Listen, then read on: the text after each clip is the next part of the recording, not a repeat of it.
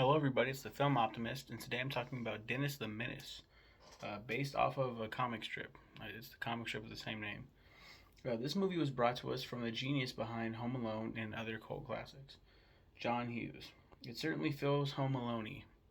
Seriously, Dennis is the most scampiest kid in the whole world. He gets kidnapped, and he also torments Mr. Wilson. Obviously, why the hell hasn't Mrs. Wilson divorced Mr. Wilson yet? He's such a monstrous dick. Oh, maybe he has a monstrous dick. That's probably, you know what? I didn't even think about that. Also, Dennis was played by Mason Gamble. I bet that name doesn't really ring a bell with you guys. It didn't for me, but I just wanted to point it out. What the fuck? It's an awesome name, and this is an awesome movie. What the fuck am I going on about? All right. I can't believe I didn't talk about the glaring problem with this film. This film came out in 1993. It was a favorite of mine as a child. It's just called Dennis in the United Kingdom. Um, oh, there's a Dennis the Menace and Nasher. Wow, there's a separate Dennis the Menace. That's crazy. Yeah, I've never seen that. Mr. Wilson. Um, there's a fucking character in this film. Mm-hmm. The criminal Switchblade Sam arrives in the town, played by Christopher Lloyd, the wonderful Christopher Lloyd. Not shitting on him, but the character of Switchblade Sam. He's a criminal. He kidnaps Dennis Mitchell at one point. Um, well, I gotta say, I gotta give flowers to Walter Matthau. God, amazing actor. Um, just real quick to step away from the story. Um, I don't know what they were thinking with that plot point.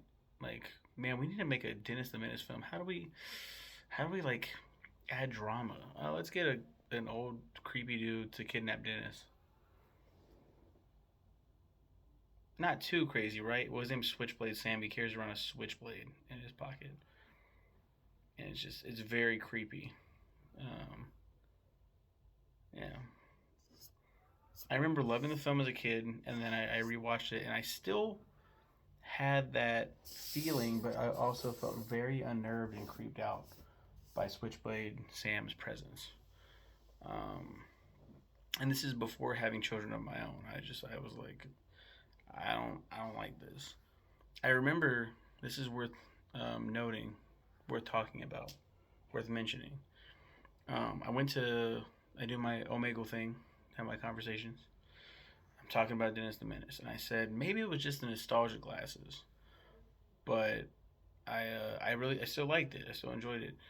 And he was like, the guy I was talking to was like, well, you need to learn how to take those nostalgia glasses off, and view it objectively or whatever the fuck. And I was like, how? Like, how do I? Like, is there a way to? Oh, this film is shit. Like, no, like you're still gonna have some kind of feeling and attachment for that film.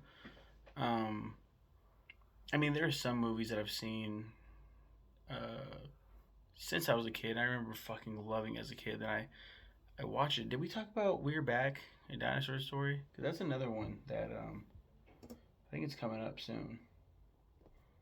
It is. It's coming up soon. So spoiler alert. I didn't like We're Back as much as I did when I was a kid. In fact, I didn't very much care for it.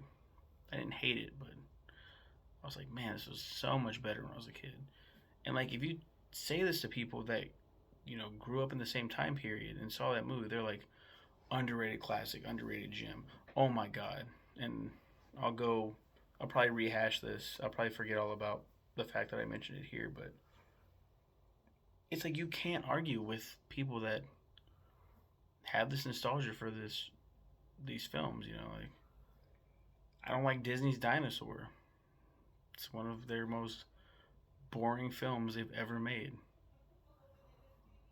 It's not very good. Animation sucks. Um, but don't tell that to a dinosaur fan because they will fight you. They will fist fight you. As I say as I wear my Lion King shirt. You guys have a good one and take care.